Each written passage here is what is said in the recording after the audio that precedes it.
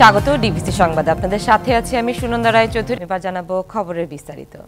আজ প্রধান উপদেষ্টার কাছে শ্বেতপত্র জমা দেবে অর্থনীতি বিষয়ক শ্বেতপত্র প্রণয়ন কমিটি। ২৫০ পৃষ্ঠার এই শ্বেতপত্রের ২২টি অধ্যায়ে থাকছে অর্থনীতির প্রকৃত চিত্র, সীমাহীন দুর্নীতি আর আওয়ামী লীগ সরকারের আমলে লুটপাটে আর্থিক খাতে বড় ক্ষতির চিত্র। তবে এর চেয়েও বড় ক্ষতি হয়েছে অন্যভাবে।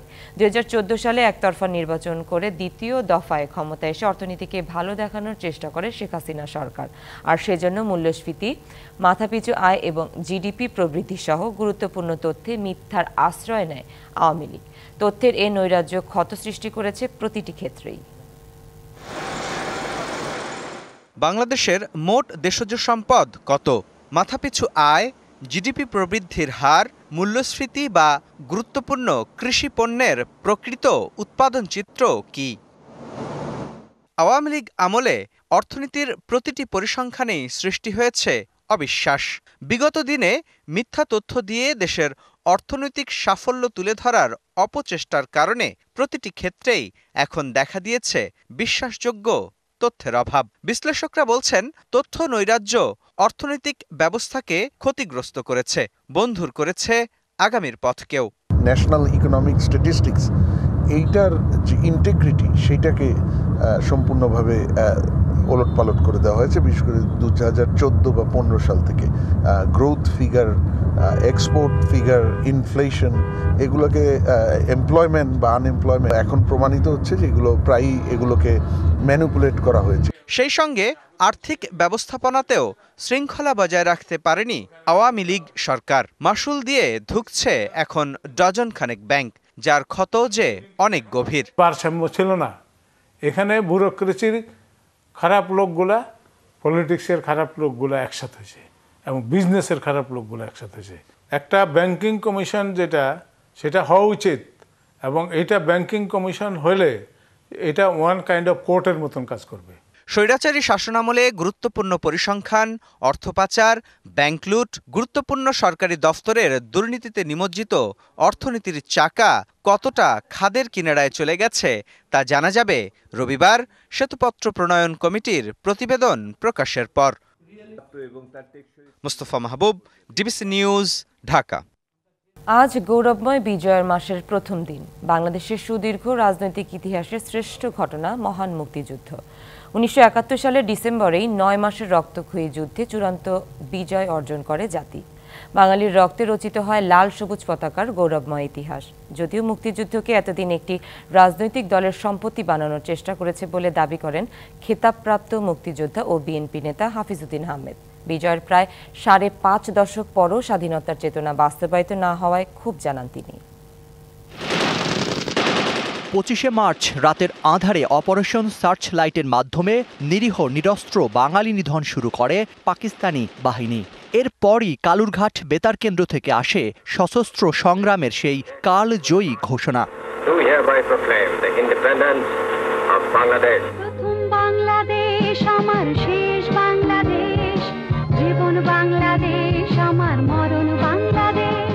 শুরু হয় মাতৃভূমি রক্ষায় বাঙালির সর্বাত্মক প্রতিরোধ। ২৬শে মার্চ কালুরঘাট বেতার কেন্দ্র থেকে মেজর জিয়াউর রহমানের স্বাধীনতা ঘোষণা দেশবাসীকে অনুপ্রাণিত করেছিল, উজ্জীবিত করেছে। মেজর জিয়ার নেতৃত্বে ইস্ট বেঙ্গল রেজিমেন্টের সৈনিকেরা তারা অস্ত্র ধারণ করে এই হারমাত বাহিনীকে প্রতিহত করেছে।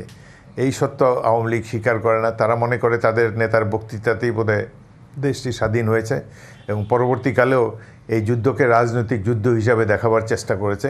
এই যুদ্ধ ছিল সাধারণ মানুষের যুদ্ধ। দলমত নির্বিশেষে বাংলাদেশের সাধারণ মানুষ এই যুদ্ধে অংশগ্রহণ করেছে, এবং তাদের মিলিত প্রচেষ্টার ফলেই এই দেশটি স্বাধীন হয়েছে।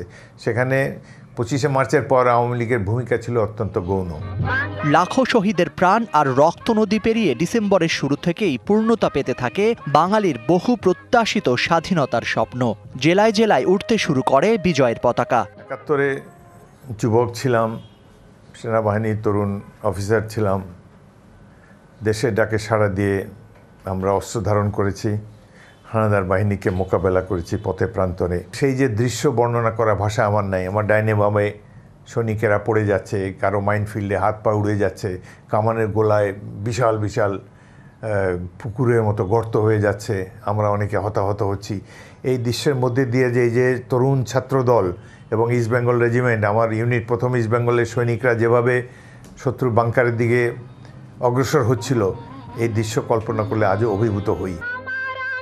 25শে মার্চ বাঙালির রক্তে স্বাধীনতার যে কলি ফুটেছিল তাতে ছিল বৈষম্যহীন এক রাষ্ট্র বিনির্মাণের স্বপ্ন।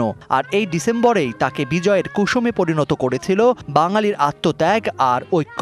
যদিও তার সুবাতাস বাংলার ঘরে ঘরে এখনও পৌঁছায়নি বলে মনে করেন এই মুক্তিযোদ্ধা। আমরা মুক্তিযুদ্ধের চেতনা বাস্তবায়ন করতে অনেকাংশেই ব্যর্থ হয়েছি। এর কারণ রাজনৈতিক দলসমূহের ব্যর্থতা। স্বাধীনতার অব্যবহিত পরে যারা রাষ্ট্র ক্ষমতায় গিয়েছে তারা এই দেশের জন্য কোনো ত্যাগ স্বীকার করে নাই, তাদের জীবন কোনো দিন বিপন্ন হয় নাই। তারা এই রাষ্ট্রকে এবং এই তাদের ক্ষমতাকে পেয়েছে ভোগ করার একটি মাধ্যম হিসাবে, এবং এই ব্যাপারে তারা 100% আত্মনিয়োগ করেছে। লুটতরাজ এবং গণতন্ত্র ধ্বংস করার প্রক্রিয়ায় তারা ব্যস্ত ছিল। তাদের কাছে দেশ কোনো বিবেচ্য বিষয় ছিল না। Zakaria Ahmed, DBC news, Dhaka. বিজয়ের মাসের প্রথম দিনে শিক্ষক শিক্ষার্থীদের অংশগ্রহণে ঢাকা বিশ্ববিদ্যালয়ে অনুষ্ঠিত হয়েছে বিজয় র্যালি। মহান বিজয় দিবস উদযাপনের অংশ হিসেবে বিজয় র্যালি ঢাকা বিশ্ববিদ্যালয়ে অপরাজেয় বাংলার পাদদেশ থেকে শুরু করে শেষ হয় স্মৃতি চিরন্তন চত্বরে। ঢাকা বিশ্ববিদ্যালয়ের উপাচার্য অধ্যাপক ডক্টর নিয়াজ আহমেদ খানের নেতৃত্বে বিজয় র্যালিতে সিনেট সিন্ডিকেট সদস্য, শিক্ষক শিক্ষার্থী, কর্মকর্তা কর্মচারীর অংশ নেন। পরে দেশাত্মবোধক গান পরিবেশন করেন বিশ্ববিদ্যালয়ের সঙ্গীত বিভাগের শিক্ষার্থীরা। র্যালি শেষে উপাচার্য বলেন, জুলাই আগস্ট গণ অভ্যুত্থানে যারা জীবন দিয়েছে তাদের স্মৃতি ধরে রেখে আগামীর যাত্রা হবে। নানা বাধা আর ষড়যন্ত্র মোকাবেলা করে সামনে এগিয়ে যাবে বাংলাদেশ।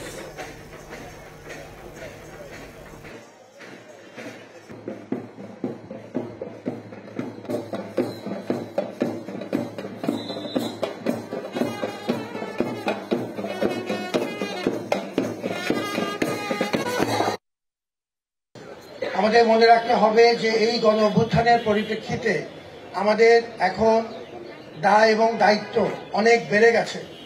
আমাদের পিছনে যাবার আর কোনো পথ নেই।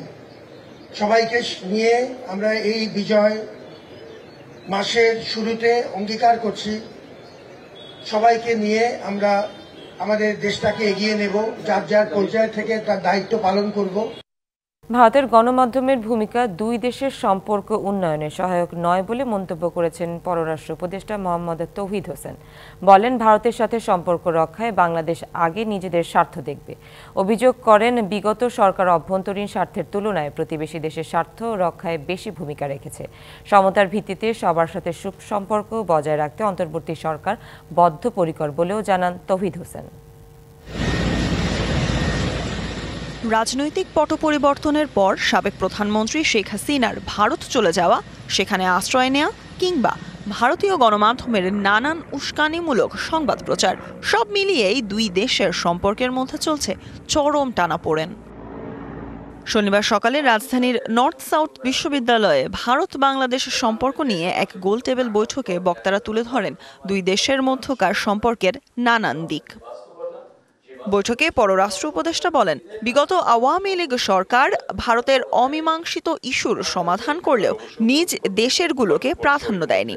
তবে বর্তমান সরকার অভ্যন্তরীণ ও আন্তর্জাতিক পর্যায়ে নিজেদের সক্ষমতা বাড়াতে চায়। পূর্ববর্তী সরকার ভারতে যেসব কনসার্ন ছিল, যেগুলি তাদের উদ্বেগ ছিল, সেগুলি কিন্তু দূর করার যথাসাধ্য চেষ্টা তারা করেছে। আমাদেরও কিন্তু কিছু কনসার্ন ছিল, আছে। যদি একই সাথে আমাদের কনসার্নগুলো মিট করা হতো ঠিক মতো, তাহলে কিন্তু দ্বিপাক্ষিক সম্পর্ক নিয়ে এই যে এক ধরনের একটা চলাচল, সেটা কিন্তু থাকতো। অন্তর্বর্তী সরকার দুই দেশের সম্পর্ক এগিয়ে নিতে কাজ করছে জানিয়ে পররাষ্ট্র উপদেষ্টা বলেন, বাংলাদেশ কারো জন্য আতঙ্কের কারণ হতে চায় না। আমরা আশাবাদী হতে চাইবো যে আমরা একটা ভালো সম্পর্ক প্রতিষ্ঠা করতে পারবো, যাতে করে দুই পক্ষের স্বার্থ সংরক্ষিত হয়। আমার মনে হয় সবচেয়ে গুরুত্বপূর্ণ হলো এই বিষয়টা যে দুই দেশের মধ্যে সম্পর্ক এমন হবে যেন উভয় দেশেরই স্বার্থ সংরক্ষিত হয়, যেন শুধু সেটা একদিকে না যায়। ভারতের গণমাধ্যম বাংলাদেশ বিষয়ে যে অবস্থান নিয়েছে তা দুই দেশের সম্পর্কে নেতিবাচক প্রভাব ফেলছে বলেও মত তার। দেশের গণমাধ্যমের প্রতি আহ্বান জানান মিথ্যাচার তুলে ধরতে।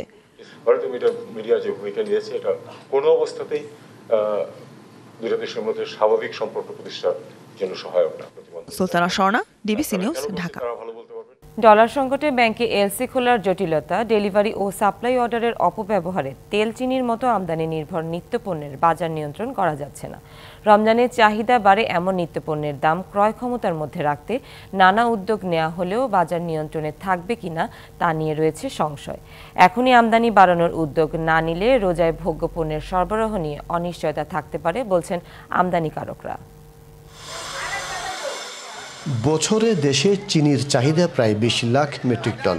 চলতি অর্থ বছরে প্রথম 6 মাসে চট্টগ্রাম বন্দর দিয়ে আমদানি হয়েছে 8,655 মেট্রিক টন।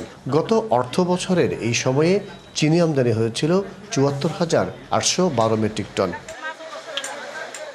বছরে ভোজ্য তেলের চাহিদা 22 থেকে 24 লাখ মেট্রিক টন। গত বছরে পরিশোধিত ও অপরিশোধিত 5,17,000 মেট্রিক টন তেল আমদানি করা হয়। বিপরীতে চলতি অর্থ বছরে 6 মাসে আমদানি করা হয় 4,11,000 মেট্রিক টন। গত অর্থ বছরে 5,606 মেট্রিক টন খেজুর আমদানি করা হলেও চলতি অর্থ বছরে 6 মাসে হয়েছে মাত্র 2,733 মেট্রিক টন খেজুর। গত অর্থ বছরে এই সময়ে ছোলা আমদানি করা হয় 5,160 মেট্রিক টন। চলতি অর্থ বছরে 6 মাসে 13,946 মেট্রিক টন আমদানি করা হয়। অন্যদিকে গত অর্থ বছরে 95,187 মেট্রিক টন ডাল আমদানি হলেও চলতি অর্থ বছরে 6 মাসে আমদানি হয় 1,94,346 মেট্রিক টন। রোজার সময় যেসব পণ্যের চাহিদা বাড়ে সেগুলোর দাম সহনীয় রাখতে আমদানি বাড়ানোর উদ্যোগ নেয় সরকার। কমানো হয় নানা শুল্ক ও কর, কিন্তু 1 মাসে আমদানি বাড়েনি। ট্যাক্স রেটে তো সরকার এখানে অনেক কমিয়েছে, তো এখানে সরকার তরফ থেকে কোনো কিছু নেই। ব্যবসায়ীরা ইজিলি স্মুথলি যাতে আপনার পণ্যটা তাদের গুদামে নিতে পারে এই ব্যবস্থা আমরা করছি। শুধু শুল্ক ও কর কমালে হবে না, একই সাথে সরবরাহ বাড়ানোর বিশেষ উদ্যোগ নেওয়ার কথা বলছেন ব্যবসায়ীরা। সরকারকে যদি পণ্য আমদানির ক্ষেত্রে পণ্য সরবরাহ করতে যদি করে, তাহলে আমার মনে হয় যে ভোক্তারা নাগালের মধ্যে তারা পণ্য ক্রয় করতে পারবেন। কঠোর মনিটরিং ও এলসি খোলায় ব্যাংকগুলো উদার না হলে সরকারি উদ্যোগ কাজে আসবে না বলে অভিমত ভোক্তা অধিকার নেতাদের। এলসি খোলা বা পণ্য আমদানির যে সরবরাহ এটা বাড়ানোর জন্য উদ্যোগ নেওয়া, আমদানি করে মজুতটা বাড়ানো না যায় তাহলে কিন্তু রমজানে আমাদেরকে ভোগাবে। এদিকে দেশের বৃহত্তম পাইকারি বাজার খাতুনগঞ্জে 1.5 দশক পর ভেঙেছে আমদানির সিন্ডিকেট। বাজার নিয়ন্ত্রণে রাখা আওয়ামীপন্থী ব্যবসায়ী ও নেতারা না থাকায় পণ্য আমদানির সুযোগ পাচ্ছে অনেক সাধারণ ব্যবসায়ী। মাসুদুল হক, ডিবিসি নিউজ, চট্টগ্রাম। বাংলাদেশে এইডসের সংক্রমণের হার বাড়ছে, যাদের বেশিরভাগই বিদেশ ফেরত ও সমকামী। চিকিৎসকরা বলছেন সামাজিক প্রতিবন্ধকতার কারণে শনাক্ত হওয়া রোগীরা চিকিৎসা নেন না, ফলে অন্যান্যদের সংক্রমণের ঝুঁকি বাড়ছে। সামাজিক ও ধর্মীয় অনুশাসন মেনে চলাই এইডস মুক্ত থাকার প্রধান কারণ বলছেন বিশেষজ্ঞরা। এমন পরিস্থিতিতে অধিকার নিশ্চিত হলে এইডস যাবে চলে প্রতিপাদ্য নিয়ে পালিত হচ্ছে বিশ্ব এইডস দিবস। 10 বছরের আরাফাত, বাড়ি কেরানীগঞ্জের হযরতপুরে। এইডস সংক্রমণের কারণে ভর্তি রয়েছে রাজধানীর মহাখালীর সংক্রামক ব্যাধি হাসপাতালে।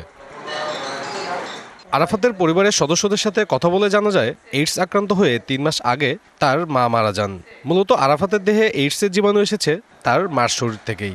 পরীক্ষা ডাক্তাররা বললো যে ওরা তো ওর আম্মু যে রোগটা ছিল এই রোগ তো বড় হয়ে গেছে। রোগটা যখন চালু হয় পরিচালনা হয়তো ওখানে রক্ত কমে যায়, শরীর দুর্বল হয়ে পড়ে, হ্যাঁ শরীরে জ্বর আসে, মুখে ঘাও হয়।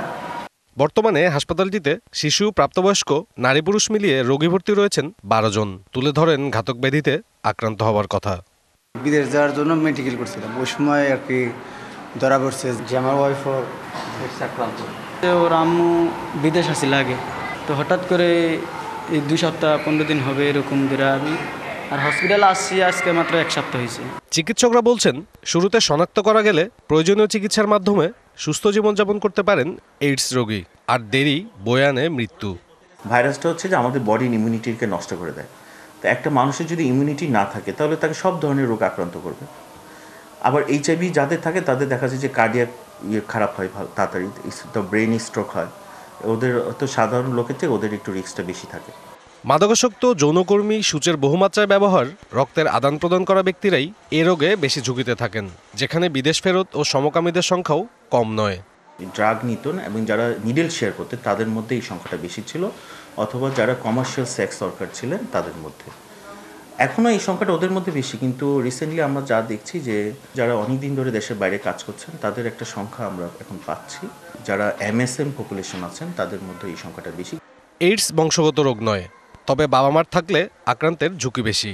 তাই আক্রান্ত গর্ভবতী মায়ের ক্ষেত্রে প্ল্যান প্রেগন্যান্সি বা সঠিক চিকিৎসা দিলে জীবাণু থাকলেও তা শিশুর দেহে যাবে না। যখনই আপনি পজিটিভ শুনবেন তখনই তাকে ড্রাগ দিয়ে দিতে হবে। এখন আর কিন্তু অপেক্ষা করা যাবে না যে তার সিমটম আসবে তারপরে তাকে ড্রাগ দেবো, তা না। কিন্তু হাজব্যান্ড এবং ওয়াইফ যদি পরে আবার বাচ্চা নিতে চায়, জীবাণুটা থাকবে কিন্তু ট্রান্সমিট হবে না। স্বাস্থ্য অধিদপ্তরের সবশেষ তথ্য অনুযায়ী দেশে এইডস রোগীর সংখ্যা প্রায় 14,000। এবছরের এখন পর্যন্ত মারা গেছেন প্রায় 300 জন। সাব্বির রোজ, ডিবিসি নিউজ, ঢাকা। জামিনের শর্তে সাংবাদিক মুন্নি সাহাকে পরিবারের কাছে হস্তান্তর করেছে ঢাকা মহানগর গোয়েন্দা পুলিশ। অসুস্থতার কারণে আইনি শর্তে পরিবারের জিম্মায় ছেড়ে দেওয়া হয়েছে বলে জানিয়েছে ডিবি পুলিশ। শনিবার রাতে রাজধানীর কারণ বাজারে জনতা টাওয়ারের কার্যালয় থেকে বের হওয়ার পর কিছু লোক মুন্নি সাহাকে ঘেরাও করে। খবর পেয়ে পুলিশ তাকে উদ্ধার করে তেজগাঁও থানায় নিয়ে যায়। এ সময় ঘেরাওকারীরা মুন্নি সাহার বিচারের দাবিতে স্লোগান দেয়। পরে মুন্নি সাহাকে থানা থেকে মিন্টো রোডের ডিবি কার্যালয়ে নেওয়া হয়। পুলিশ জানায় নিরাপত্তার স্বার্থে তাকে ডিবিতে নেওয়া হয়, তবে অসুস্থতা বিবেচনায় 497 ধারায় তাকে পরিবারের জিম্মায় দেওয়া হয়। তবে এজন্য 4 মামলায় জামিন নেয়ার শর্ত দেওয়া হয়েছে। মুন্নি সাহা 1 টাকার খবর নামের একটি অনলাইন পোর্টালের সম্পাদক। ফেনীতে বন্যার ক্ষত কাটিয়ে মানুষ স্বাভাবিক জীবনে ফিরলেও যাতায়াতের দুর্দশা এখনও কাটেনি। আগস্টের ভয়াবহ বন্যায় সড়ক জনপদ বিভাগের ফেনী সোনাইমুড়ি সড়ক বেশ ক্ষতিগ্রস্ত হয়। ফেনীর পশ্চিমাঞ্চল, নোয়াখালীর পূর্বাঞ্চল ও কুমিল্লার দক্ষিণাঞ্চলবাসীর যোগাযোগের একমাত্র মাধ্যম এই সড়ক। ফলে বেহাল এ সড়ক দিয়ে যাতায়াতে প্রতিনিয়তই চরম ভোগান্তিতে পড়তে হয় জনগণের। চলতি বছর আগস্টের ভয়াবহ বন্যায় ফেনী সোনাইমুড়ি সড়ক পানিতে ডুবে গিয়ে 9 থেকে 10 দিন বন্ধ ছিল যান চলাচল। পানিতে তলিয়ে থাকার কারণে সড়কের ঢালাই উঠে গিয়ে তৈরি হয় বড় বড় গর্ত। সড়ক ও জনপদ বিভাগের আওতাধীন এই সড়ক 24 কিলোমিটার বিস্তৃত। সড়কটি 2.5 মাসেও মেরামত না হওয়ায় যাতায়াতে চরম দুর্ভোগ পোহাচ্ছে এই অঞ্চলের প্রায় 7 থেকে 8 লাখ মানুষ। মুমূর্ষু রোগীকে জরুরি অবস্থায় জেলা হাসপাতালে নিতে হলে ঘুরে যেতে হয় অনেক পথ। যেখানে 15 মিনিটের সময় আমার 2 ঘন্টা লাগতেছে। আজকে একটা আমি রোগী নিয়েছিলাম, ডেলিভারি রোগী। এই রাস্তা ভাঙার কারণে এই রোগীটা আমাদের গাড়িতে ডেলিভারি হয়ে যায়। এই সড়ক দিয়ে যানবাহন চলাচল করছে খুবই ঝুঁকি নিয়ে। সড়ক জুড়ে বড় বড় গর্তের কারণে বিকল হয়ে যাচ্ছে যানবাহন এবং প্রায়ই ঘটছে দুর্ঘটনা। গাড়ির ড্রাইভাররা গাড়ি নিয়ে আসতে চাইতেছে না। রাত্রে 10টার পরে আমাদের গাড়ি ভাড়া বাড়ি যায়, ব্যবসায়ী ও রোগীদেরকে ভোগান্তি হয়ে যাচ্ছে বেশি। তো আমরা আশা করি রাস্তাটি দ্রুত মেরামত করে মানুষের ভোগান্তি দূর করার ব্যবস্থা করবে। সড়ক ও জনপদ বিভাগের ফেনীর নির্বাহী প্রকৌশলী জানান, ফেনী সোনাইমুড়ি সড়কের মেরামতের দরপত্র আহ্বান করা হয়েছে। পাশাপাশি মেরামত কার্যক্রমও চলছে। ফেনী সড়ক বিভাগাধীন ফেনী তেমনি বিরুলি বাজার কাজিরা সোনাইমুড়ি সড়কটি ইতিমধ্যে বিগত বর্ষায় এবং বন্যার কারণে ক্ষতিগ্রস্ত হয়েছে। বর্তমানে সড়কটির উন্নয়ন কাজের জন্য কার্যাদেশ প্রদান করা হয়েছে। খুব সহজেই কাজটি শুরু হয়ে যাবে। 3 জেলার সংযোগ এ সড়কটি শিগগিরই মেরামত করে দুর্ভোগ লাঘবের দাবি সংশ্লিষ্ট ও এলাকাবাসীর। DBC news desk. প্রায় 8 বছর আগে বন্যায় ভেঙে গেছে ভুরুঙ্গামারী উপজেলার সোনাহাট স্থলবন্দর থেকে নাগেশ্বরী উপজেলা সড়কে 3টি ব্রিজ। ক্ষতি হয়েছে সড়কের কয়েকটি অংশেও। পুনরায় ব্রিজ নির্মাণ না করায় বর্ষায় নৌকা আর শুকনো মৌসুমে জমি দিয়ে চলছে যানবাহন। এতে চরম দুর্ভোগে পড়েছেন 2 উপজেলার বাসিন্দারা। পানির তোড়ে ভেসে গেছে ব্রিজ, জলাধারে পড়ে আছে ভাঙা অংশ। যান্ত্রিক বাহন নিয়ে তাই বাধ্য হয়েই মেঠোপথে নেমেছেন চালক। এই চিত্র কুড়িগ্রামের নাগেশ্বরী উপজেলার কদমপুর এলাকার। ব্রিজটি 2017 সালের বন্যায় ভেঙে যাওয়ার পর আর মেরামত করা হয়নি। একই বন্যায় ভেঙেছে ভুরুঙ্গামারী উপজেলার সোনাহাট স্থলবন্দর থেকে নাগেশ্বরী উপজেলা সদর পর্যন্ত এই সড়কের মোট 3টি ব্রিজ। ক্ষতিগ্রস্ত হয়ে এখন তা চলাচলের অনুপযোগী, অথচ মেরামতের উদ্যোগ নেয়নি সংশ্লিষ্ট দপ্তর। ফলে 2টি উপজেলার 5 ইউনিয়নের বাসিন্দাদের যাতায়াতে চরম দুর্ভোগ পোহাতে হচ্ছে বছরের পর বছর। সাল থেকে ব্রিজটা ভাঙে গেছে গা। এত সরকার এমপি সবাই আসে যে কাম কর্ম ধর্ম দিমু ঠিক করে, কিন্তু কেউ দেয় না। জমি দিয়ে যাইতে হয়, মানে 8-10 খানে রাস্তাঘাট খারাপ আছে, ভাঙা আছে। এমন পরিস্থিতিতে ভাঙা ব্রিজের পাশে ঝুঁকিপূর্ণ মেঠোপথ ও কাঠের সাঁকো দিয়ে চলাচল করছে পথচারী ও যানবাহন। বন্যার সময় খুবই আমাদের অসুবিধা হয়। সবাই বলি, কেউ খালি কয়েক দেব কেউ দেয় না রাস্তাটা ঠিক করি। রুগী নিয়েও যাতে অসুবিধা, শিক্ষা ছাত্রছাত্রী যাতেও আসতেও খুব অসুবিধা হয়। দ্রুত ব্রিজ নির্মাণ সহ সড়ক মেরামত করার দাবি স্থানীয়দের। চলাচল করা খুব অসুবিধা আমাদের ব্রিজটার কারণে। ব্রিজটা হলে আমাদের নদী ভাঙানো এলাকার লোকগুলোর খুব সুবিধা হতো আর কি। জনকল্যাণার্থে এই ব্রিজটার সংস্কার করা খুব জরুরি, যেখানে ছাত্ররা এবং অসুস্থ রোগীদের জন্য মানে সুবিধাজনক হবে। সোনাহাট স্থলবন্দর, মাদারগঞ্জ ভিতর বন্দর ও নাগেশ্বরী সড়কে বন্যায় ক্ষতিগ্রস্ত ব্রিজ ও সড়ক মেরামতের আশ্বাস সড়ক বিভাগের। ইতিমধ্যে সয়েল টেস্ট সম্পন্ন হয়েছে, ফিজিবিলিটি স্টাডিও সম্পন্ন হয়েছে। ডিজাইনটা পাওয়ার পরে আমরা রিভিউ করব। ব্রিজ সহ এই রাস্তাটি যথাযথ মানে উন্নয়নকরণ প্রকল্পের জন্য আমরা প্রকল্পের হাতে নেব। শুধু আশ্বাস নয়, দীর্ঘদিনের দুর্ভোগ লাঘবে শিগগিরই কার্যকর ব্যবস্থা নেওয়ার দাবি এলাকাবাসীর। DBC news desk. পোলো, খেয়াজাল, বাদাই জাল সহ নানা সরঞ্জাম নিয়ে গন্তব্য পাবনার চলনবিল। দল বেঁধে মাছ ধরার চিরায়ত বাউত উৎসব ঘিরে হৈ হুল্লোড়ে মেতেছে শিকারীরা। দূর দূরান্ত থেকে আসা নানা বয়সী মানুষ যোগ দেয় এই উৎসবে। মাসব্যাপী চলা এই উৎসব শৌখিন মাছ শিকারীদের জন্য যেন এক মিলন মেলা। কুয়াশা ভেদ করে গুটি গুটি পায় উকি দিচ্ছে সূর্য। মিহি কুয়াশায় দৃষ্টিসীমার অস্পষ্টতা, গায়ে হালকা শীত শীত অনুভূতি। এমনই কুয়াশা ঘেরা সকালে চলন বিলে মাছ শিকারের সরঞ্জাম কাঁধে বাউত উৎসবে শৌখিন মৎস্য শিকারীরা। লোকজীতিতে বিলের জলে মনের আনন্দে চলে মৎস্য আহরণ। 3 বছর ধরে আসতেছি, আল্লাহ মাছ দেয়। এই রোল শাওলা একটা চলন মিলের মধ্যে এই বিলটা, এই প্রতি বছর আমরা আনন্দ হরি, খুব মাছ টাছ মারি। সূচনার ইতিহাস অজানা হলেও চলনবিল অঞ্চলে এমন উৎসব চলছে বছরের পর বছর। এই উৎসবে কারো ভাগ্যে মেলে বোয়াল, শোল, রুই, কাতল, গজা সহ বিভিন্ন দেশি মাছ। কেউ কেউ আবার ফেরেন খালি হাতে, তবে আনন্দটাই তাদের কাছে মুখ্য। মাছ, বোয়াল মাছ পাওয়া যায়, রুই মাছ পাওয়া যায়, কাতল পাওয়া যায়, শোল মাছ পাওয়া যায়। মাছ পাওয়াটাই বড় উদ্দেশ্য, আনন্দ হয়, এর জন্য আসি আমরা। গ্রামীণ এই ঐতিহ্যকে ধরে রাখতে মাছের প্রজনন ও জীববৈচিত্র্য নষ্ট না করার পরামর্শ মৎস্য কর্মকর্তার। দেশীয় মাছ যেন বিভিন্ন কারণে মাছ কমে যাচ্ছে, সারা দেশে কমে যাচ্ছে বিভিন্ন কারণে, বিশেষ করে জলাশয় সংকোচন করছে, জলাভূমিগুলো ভরাট হয়ে যাচ্ছে। দেশীয় মাছ সম্পদ রক্ষার জন্য আমরা বিভিন্নভাবে সচেতনমূলক সভা করি এবং মানুষকে বোঝানোর চেষ্টা করি। চলন বিলের রুহুল বিল, ডিকশির বিল, রামের বিল সহ কয়েকটি বিলে নভেম্বরের শেষ বা ডিসেম্বরের শুরু থেকে মাসব্যাপী সপ্তাহে 2 দিন চলে এই বাউত উৎসব। DBC news desk. বঙ্গোপসাগরে সৃষ্ট ঘূর্ণিঝড় ফিনজাল ধীরে ধীরে তামিলনাড়ু উপকূলের দিকে এগিয়ে আসছে। ঘূর্ণিঝড়টির প্রভাবে দক্ষিণ রায়ালাসীমা ও অন্ধ্রপ্রদেশের উপকূলীয় জেলাগুলোতে ভারী বৃষ্টিপাত অব্যাহত রয়েছে। দীর্ঘক্ষণ ধরে চলতে পারে ঘূর্ণিঝড় ফিনজালের স্থলভাগে আছড়ে পড়ার প্রক্রিয়া। এর জেরেই তামিলনাড়ু উপকূলে ভারী থেকে অতি ভারী বৃষ্টির পূর্বাভাস দিয়েছে ভারতের আঞ্চলিক আবহাওয়া কেন্দ্র। এরই মধ্যে ফুঁসে উঠেছে সমুদ্র। উপকূলবর্তী এলাকা থেকে বহু মানুষকে সরিয়ে নিরাপদে আশ্রয়ে পাঠানো হয়েছে। রবিবার বেলা 4টা পর্যন্ত বন্ধ থাকবে চেন্নাই বিমানবন্দর। বাতিল করা হয়েছে 55টি ফ্লাইট। এদিকে দক্ষিণ থাইল্যান্ডে ভারী বৃষ্টিপাতে সৃষ্ট বন্যায় 9 জনের মৃত্যু হয়েছে। এতে বাস্তুচ্যুত হয়েছে 13,000 মানুষ। স্কুল এবং উপাসনালয়গুলোতে স্থাপন করা হয়েছে অস্থায়ী আশ্রয় কেন্দ্র। স্থানীয় কর্মকর্তারা জানিয়েছে উদ্ধারকারী দলগুলো নৌকা এবং জেটস্কি ব্যবহার করে আটকে থাকা বাসিন্দাদের উদ্ধার করছে। খাদ্য সরবরাহ হ্রাস নিয়ে উদ্বেগ প্রকাশ করেছে পাত্তানি প্রদেশের দুর্যোগ ব্যবস্থাপনা প্রধান। আগামী সপ্তাহ পর্যন্ত দেশের দক্ষিণাঞ্চলে বৃষ্টির পূর্বাভাস দিচ্ছে থাই আবহাওয়া অফিস। সংবাদ এই ছিল এখনকার মতো। ডিবিসি নিউজের সংবাদগুলো পড়তে ভিজিট করুন dbcnews.tv আর ভিজিট করুন ডিবিসি নিউজের ফেসবুক পেজ এবং ইউটিউব চ্যানেল। সাথেই থাকুন।